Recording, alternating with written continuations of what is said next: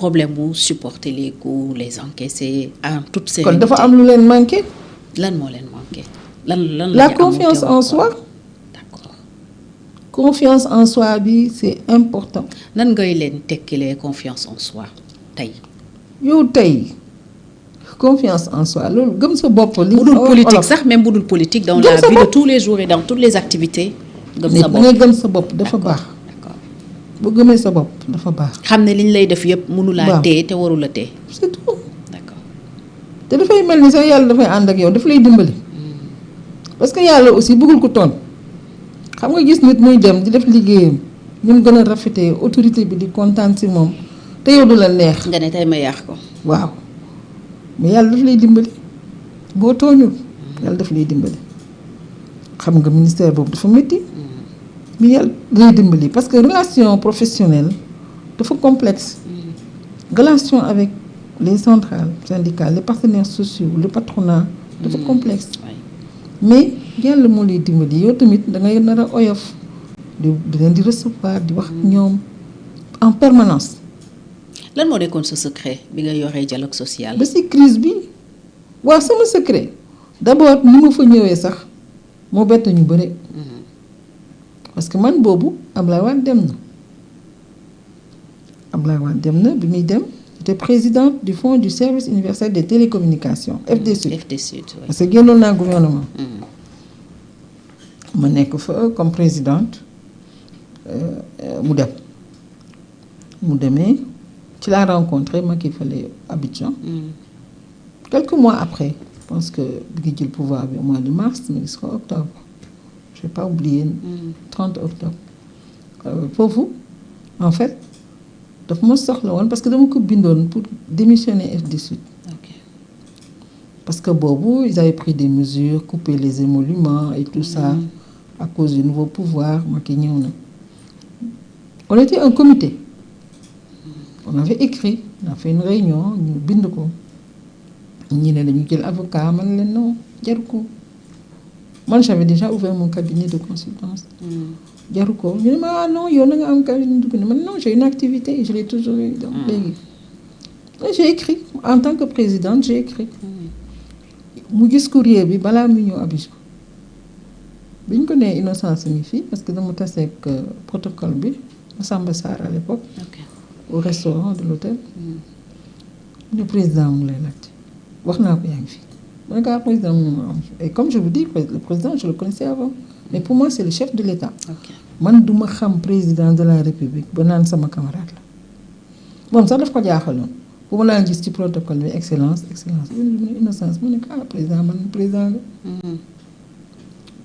foofu lañ toogee bu ñu waxee mu ne ma dama gis sa lettre man dàquma la ma ne ko président dama bokk mbir mi ak ay nit depuis vous êtes au pouvoir kenn fay y a pas de problème man maa ngi demee liggéey Abidjan lii moom fi indi boobu ñu ngi def plaquette bu toll nii. def sama photo def président conseil économique et social qui était mon patron. def ministre d'État ministre de l'industrie bu Côte d'Ivoire. ba nar fa def benn activité moom mu ngi ko yor parce que jox nañ ko ci la ma ne kay liggéey ak man jàppale ma te man dàquma la nga toog foofu ma ne ko noonu parce que fu mu nekk nii presque damay bouger damay dem Gabon boobu président toujours Ablaye Wade parce que entre nous bi mu paree yëpp dafa convier tous les anciens ministres mu doon recevoir benn prix à Paris. ñu dem ku nekk mu laaj la loo bëgg ku nekk nag mu laaj la. xalaat ñëw parce que moom c'est un père de famille pater familias ku nekk mu laaj la ma ne ko président man mu ne ma yow de ma dikkee nee na ma da nga ubbi ma ne ko waaw. cabinet mu ne ma ne ko ay kii laa bëggoon nga recommander defal ma recommandation. mu defal ko ça m'a ouvert beaucoup de portes ma dem. donc bi ñu ñëwee ma ne ko man maa ngi ci liggéey di président du ma mën a continuer yore kii bi. FDSUD mu ne ma d'accord ñibbisi foofu la jël téléphone am au directeur ATP ne ko il faut me régler cette situation kooku ne ko man dañ maa bind ne ma naa couper kan moo bind secrétaire général présidence Aminata Tall il faut les rétablir dans le droit. moo bindoon pour ñu dagg liñ leen doon fay sans que président yëg ko. en tout cas loolu argument boobu lañ joxe après tout est revenu dans l'ordre. nga toog wala nga dem defuma benn kii ma dem. defuma benn ci laa bañ contentieux yeneen membres yi ne contentieux ma ne ko jaru ko mooy li ngay wax damay bëgg defar. oui. ma ne leen jaru ko fii parce que dañ fiy dem contentieux jëlee avocat nekk fii di yëg ko wàcc man je passe temps là. yeneen membre ne ma waaw parce que yow yaa ngi am sa kii ma ne la non y a pas de souci je vis de mon expertise. C'est ça qui me fait vivre noonu ñu clôturer dossier bi mu jeex. donc c'est pour te dire que parfois da ngay am ay galgal ay difficultés yu ñu lay teg mais il faut savoir dépenser. daf ñuy indiwaat ci Mame Abdou ak influence bi. oui.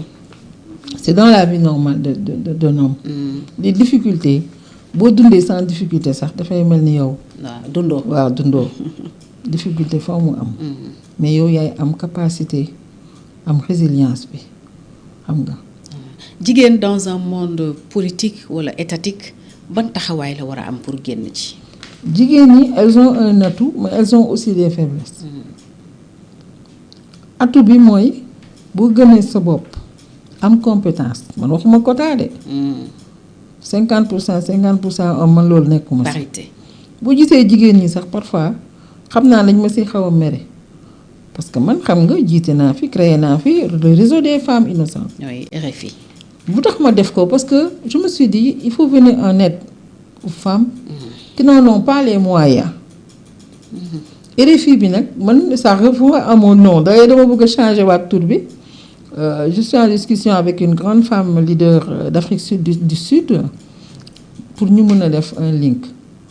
Les gens n'ont pas compris le sens de ce mot. En fait dama joxoon financement ay groupement de femmes bu ma leen koy jox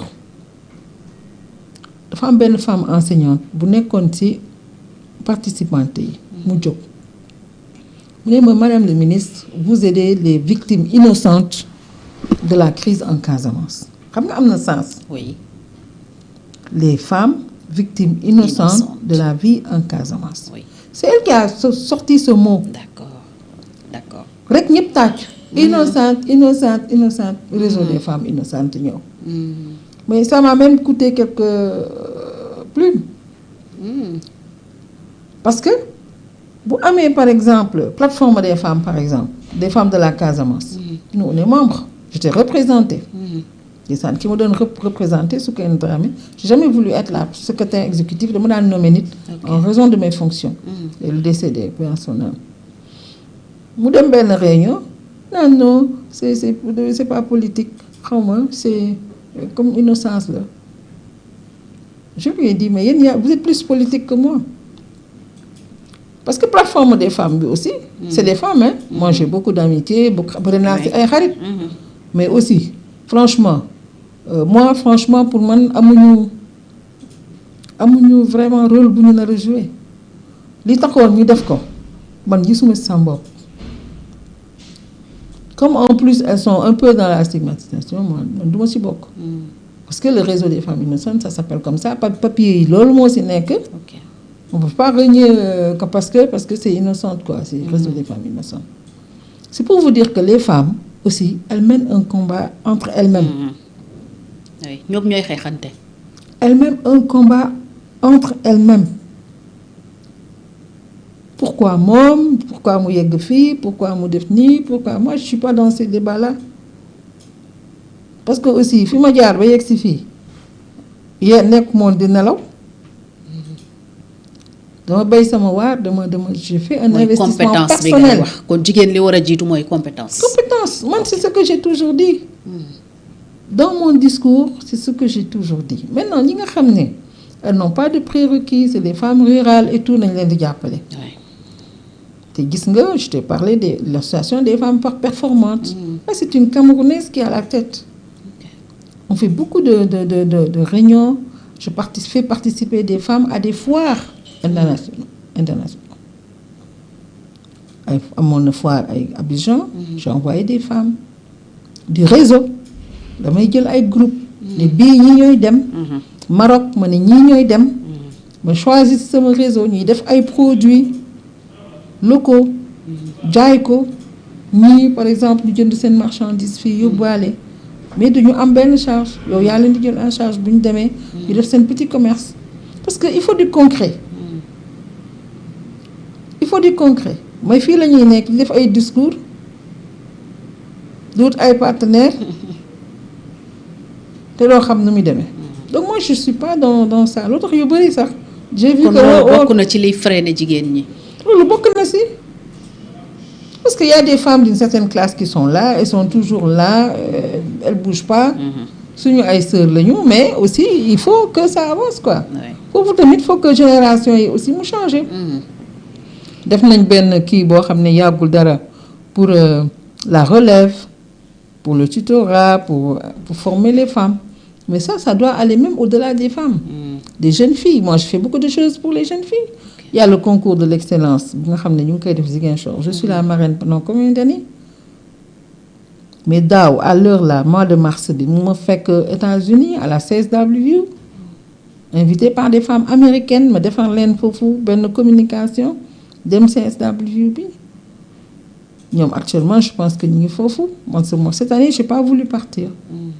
jigéenu Sénégal yi tey seen taxawaay ci politique ak ci état gouvernement bi muy doog a ñëw bokk na ci liñ doon jàmbat bëriwul ay jigéen comme sous peut-être le président Macky Sall et le président Abdoulaye Wade tey booy natt taxawaayu jigéen ñi dafa gën a yokk wala dafa dellu groupe boobu ma nekk mooy groupe des anciens de Fonfou dama ko kaas parce que dafa am ñu doon intervenir genre jigéen ñi bëréew ñu ci gouvernement bi mën na leen bàyyi leen di wax waxu nombre te wax compétence ma ne ko man foofu lay waxee c'est vrai que jigéen ñi jàppale leen dañ leen jàppale ba léegi avec la loi sur la parité mais aussi toog rek ñu ñëw jël la au nom d'un quota ñëw ne la na nga siéger conseil des ministres c'est pas normal avoir 10 femmes qui ne sont pas compétentes am 2 yu compétentes moo gën. oui représenté bu baax jigéen ñi. waaw man moo ma gënal de. wax dëgg am na fa nag ay jigéen ak ay jigéenam. parce que wax dëgg nag c'est pas la crème. c'est pas la crème. oui. c'est pas la crème. noonu nga ko gisee. waaw man de wax dëgg nag foofu nag moom casting bi moom nan nañ ko xoolaat. baaxul. du ma ne baaxul de parce que man kii damay respecter kii di signer waaye nag nan nañ koo xoolaat parce que aussi c'est bon de recueillir l'opinion des Sénégalais am na ñoo xam ne dégguñu olof dégguñu français dégguñu anglais xam nga loolu dafa metti xanaa sax nga dégg ci benn man boo waxee ak man olof mën naa la tontu boo waxee français mën naa la tontu man anglais sax boo ko waxee ma kii wax ak yow. waaye boo waxee benn dugal benn noowu wax kii day mën naa fi làkk mankaañ tamit boo bëgg mais parfois je comprends pas il faut que ñu jox ñu aussi des personnalités des femmes boo xam ne fu ñu mënti dem ñun dinañ xam ne on est représenté dignement par des femmes de valeur c'est important pour l'image du pays man foofu lay waxee je n'ai aucun c'est pas du subjectivisme c'est vraiment le niveau de représentation. Le niveau de représentation dafa des. tey ci jigéen ñi ak ci waaw bëgguma lim nag. wax dëgg. elles sont bien gentilles. man wax dëgg nag bu ñu leen am na ñoo xam ne bu ñu leen nommé dama leen bind ñu tontu ma ce qui est un peu rare dans l'administration d'aujourd'hui hein. Les gens répondent pas au courrier. Mais franchement du point de vue présence et aussi niveau c'est dafa des. dafa des. Oui, je pense que c'est mon avis personnel. Oui. Maintenant, je suis sûre qu'il y a un cas boo xam ne dinañ si d'accord ak ñëpp. alors tey boo delluwaatoon ginnaaw lan nga doon changer ci sa jaar-jaar lan nga defoon loo xam ne bu démb doon tey doo ko defee ni nga ko defee. est-ce que am na. du ñàkk. est-ce que am na. man de bu ma xoolee sama parcours xool. fi ma jaar xool difficulté yi ma jànkoonteel te bëri na. mais bu ci nekk si c'était à refaire noonu ngay defee. j'ai pas de regret parce que généralement tout est réfléchi et pensé avant l'action. Ok. Tout est réfléchi et pensé avant l'action parce que man j'étais en série D. Je suis très brillante en latin. J'ai pensé que dama mën a def lettres classiques ma dem A. Mes parents n'étaient pas d'accord. Et j'avais fait un pari avec mon père, c'était de réussir le concours général. Et je l'ai réussi. Ma avancé.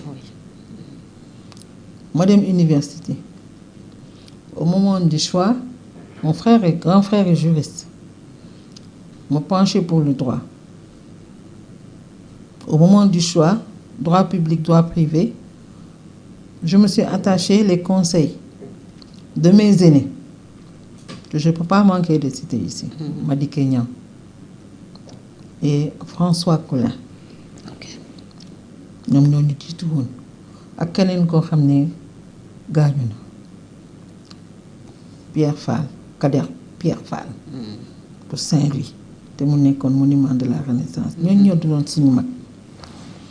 Noonu laa demee def relation internationale bien sûr avec mes professeurs brillants professeurs Serigne Diop dama ko mës a fàtte ma avancé ma jógee fac dugg ci affaire Casamance taseeg ñu baax ñi mu cité fii Bala Moussa dafee ba léegi nous sommes en contact tonton Landing kooku moo ma presque implanté Ziguinchor. Parce que c'était difficile. Une femme à Ziguinchor, c'était difficile. Amul woon parce que moom ak Robert déggoo wuñu woon. Donc le fait que moom mu ñëw indi ma rek ku nekk naan je suis moo doon sama tuteur. man nangu ko aussi. Vraiment il m'a aidé. bi ma amee idée lettre ouverte bi moom rek moo ko yëgoon sama papa yëg ko woon. mu convoqué sama papa bi lettre bi demee. mu ne yëguma sax. kon ñu jàng ci ne yow looy def da ngay xalaat mais da ngay waxtaan. may fii oui je consulte. d'accord moo tax amoo je consulte. Okay. Ça je consulte. d'accord. Je consulte. moo expliqué tey amoo benn regret ci acte yi nga jot a posé. Voilà et j'écoute les conseils. d'accord. Voilà loolu tamit mën naa consulter ba pare du ma déglu.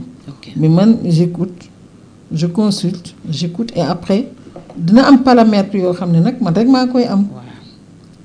Parfois dinaa décider loo xam ne ki ma conseillé xëy na amul paramètres yi.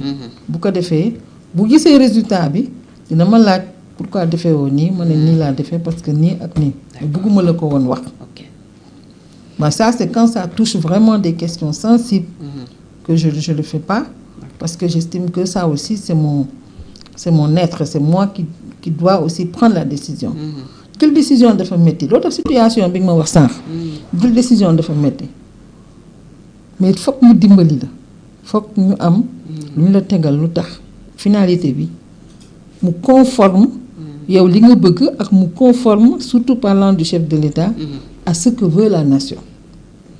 loo tax situation bi mel ni luy yàgg mais maa ngi ñaan yàlla mu bañ a yàgg. dund nga injustice.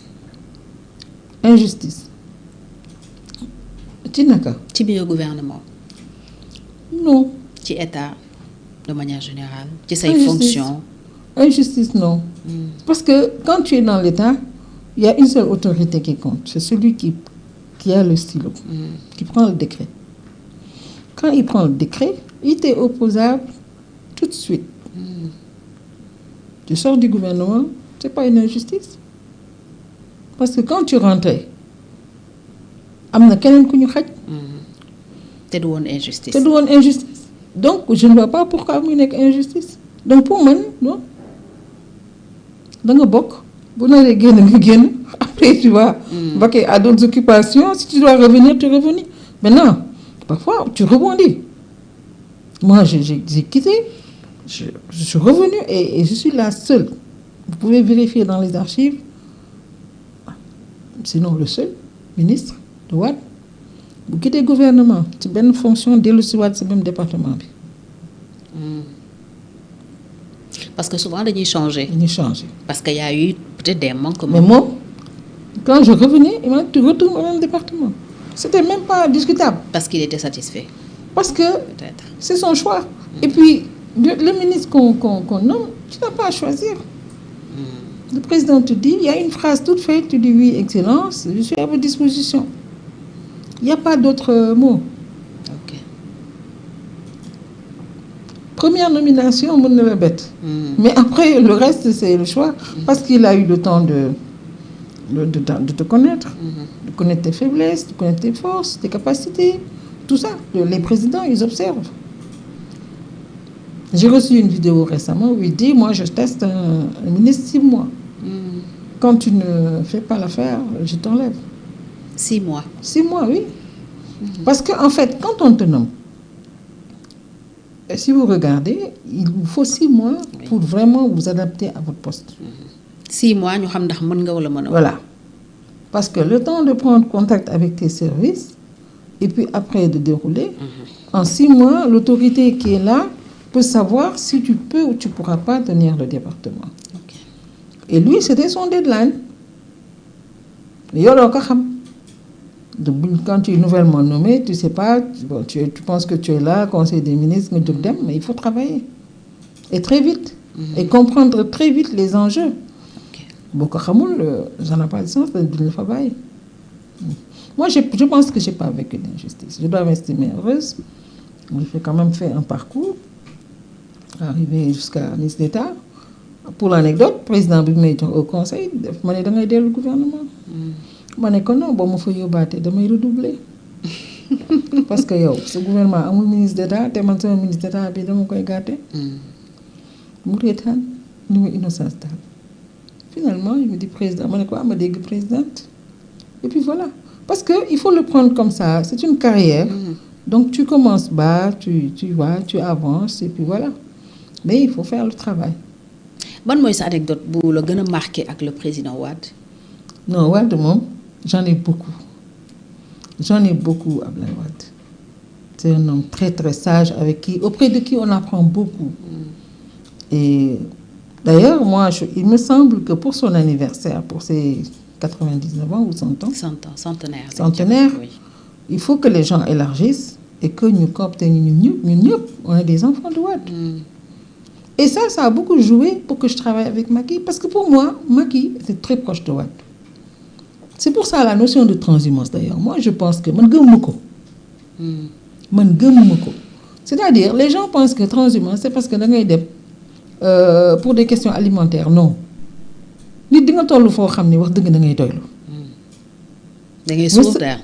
C'est-à-dire que si c'est en termes de poste, franchement, c'est pas ça qui commande tout le monde. Hein. Je ne vais pas être très... Oui. C'est pas tout le monde. Mais par contre, parfois, tu vois le pays aller dans des situations où on a besoin de tes compétences. Tu sers ou bien on te consulte, tu peux travailler pour l'État.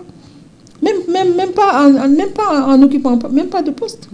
Donc, vraiment, c'est pas ça. Parce que quand on dit Sénégal, c'est une réew, et puis da ngay tok buy tak da ngay tok croiser les bras non mais soxlawul sax ay poste parce qu'à un moment donné yo sax doo ko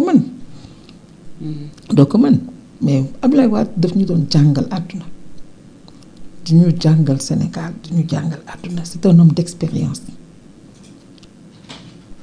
man boo xoolee 2007 2011 mais j'ai beaucoup appris avec Wade.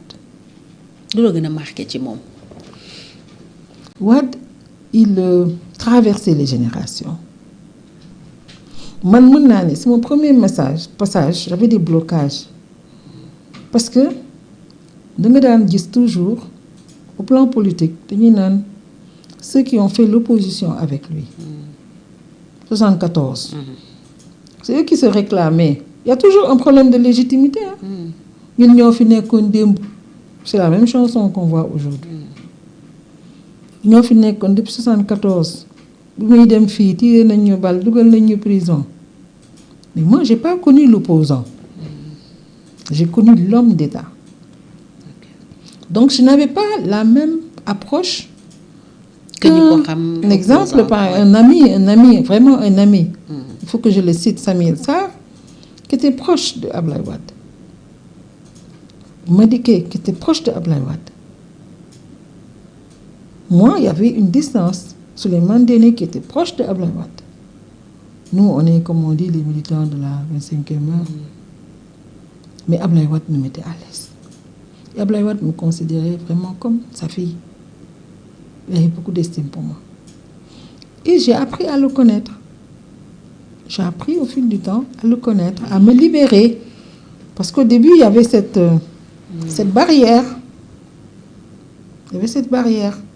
Mais il m'a mise à l'aise. J'ai appris à le connaître. J'ai vu que c'est un homme généreux. Généreux, pas seulement remettre de l'argent, aider les gens. Non, il ne gaspillait pas. C'est pas pour donner. Parfois, il y a des commentaires. Mais il était trop sensible aux problèmes des gens. Moi, j'ai été ministre d'État en charge des affaires sociales. Mais il y a des situations qui une vieille dame qui a fait l'opposition avec lui. Il n'avait plus de ses nouvelles. Parce que l'accès président de métier. Mais femme bi fexé na ba gis benn nit koku ne ko demal ci Innocence Ntap ñu indi ko sama bureau. Elle m'a donné une photo de Wade bu yàgg mi ngi taxaw. Elle avait fait la prison. may dem séance travail nii rek on voyait Wade tous les jours à 11h. Quand tu es dans le cabinet ma jël photo bi dugal sama dossier ay affaire laa lay wax nii de ñu pare ñuy dem ma taxirlu cabinet bi ñu commencé génn ñoom Habib Sy ma taxaw mu ne madame la ministre d'État je voudrais vous voir ma génne photo bi ba ma xool ñu mu kii gaañu na ma ne ko président gaañu.